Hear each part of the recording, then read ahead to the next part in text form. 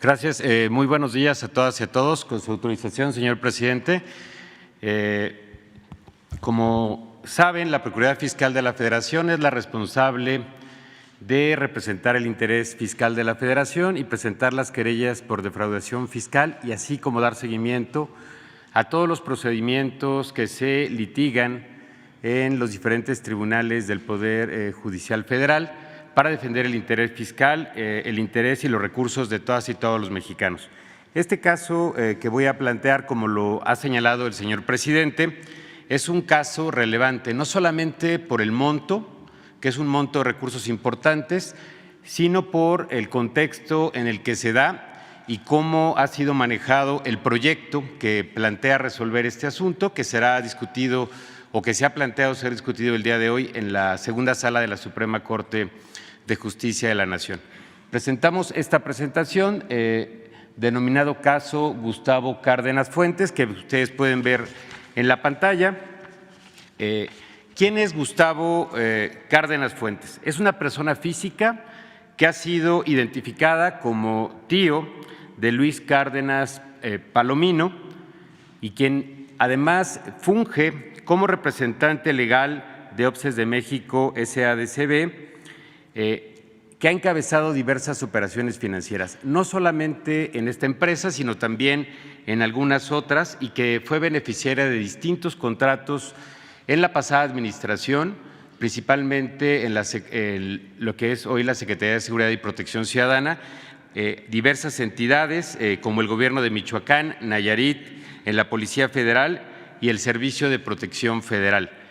regularmente vinculado a artículos de inteligencia y de comunicación.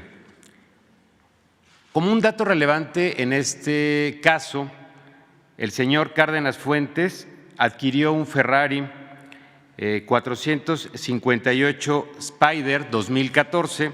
por 5.6 millones de pesos y fue beneficiario de una donación de un inmueble por 50.8 millones de pesos en septiembre del 2016. Estos son solo algunos datos que nos permiten dimensionar esta problemática. Adicionalmente, como ya muchos de ustedes han dado cuenta en medios de comunicación, en muchas notas periodísticas y en el trabajo de investigación que realizan, esta persona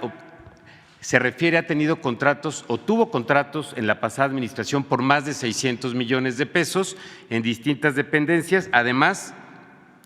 de que ha sido señalado de formar parte de la organización criminal vinculada a Cárdenas Palomino y evidentemente a Genaro García Luna,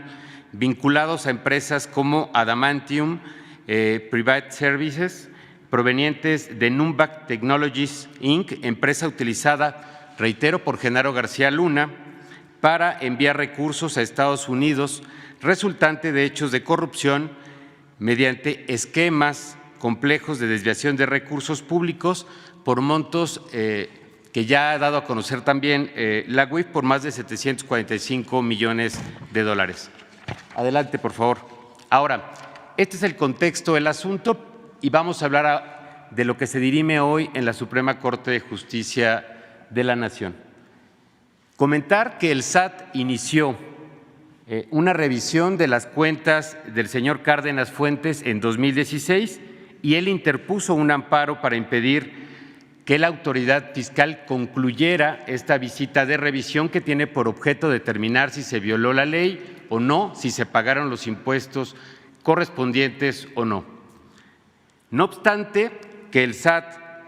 logró acreditar un crédito fiscal, es decir, que este señor dejó de pagar 163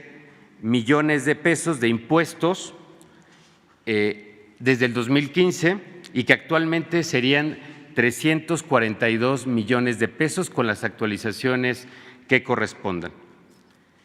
El señor Cárdenas interpuso diversos recursos desde juicio de nulidad ante el Tribunal Federal de Justicia Administrativa, juicios de amparo ante Tribunal Colegiado, que finalmente llegó a la Suprema Corte de Justicia de la Nación y es donde vamos a detenernos un minuto más porque se dirime hoy en la Corte. Como pueden ver, en este diagrama, La Corte conocerá hoy de este asunto, pero antes de hoy hubo 3 proyectos en manos del ministro ponente en diversos momentos, particularmente el 10 de agosto, el 13 de octubre de este año y el 19 de abril, perdón, el 13 de octubre de 2022 y finalmente el 19 de abril del 2023. Estos proyectos en su momento eran resoluciones que fueron públicas y eran en favor del SAT y de la determinación del crédito fiscal, es decir, que esta persona debía impuestos al Estado mexicano y que debía pagarlos. Adelante, por favor. Sin embargo, a inicios de mayo de este año, el ministro ponente presentó un nuevo proyecto, pero ahora plantea conceder el amparo a Cárdenas Fuentes, cambiando el criterio sostenido previamente por la Sala, primero por su proyecto y después por la Sala, porque ha mantenido un criterio para resolver asuntos similares, lo que conduciría a que fuera exonerado por el tribunal colegiado al resolver en definitiva y evitar que esta persona pague los impuestos que corresponden a la Federación. Reiteramos, de aprobarse este criterio el día de hoy y si sumara 4 votos, se entendería que este criterio sería vinculante a todos los tribunales del país, cosa que afectaría la hacienda pública. ¿De cuánto estaríamos hablando? Pues de miles de millones de pesos, calculamos por lo menos 10,000 millones de pesos en la afectación de procedimientos que se están integrando actualmente en visitas de verificación, en facultades de revisión del SAT,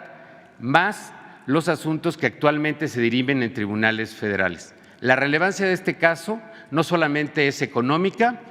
es también por la implicación y el contexto de la persona que ha promovido que la justicia lo ampare y a quien hoy el proyecto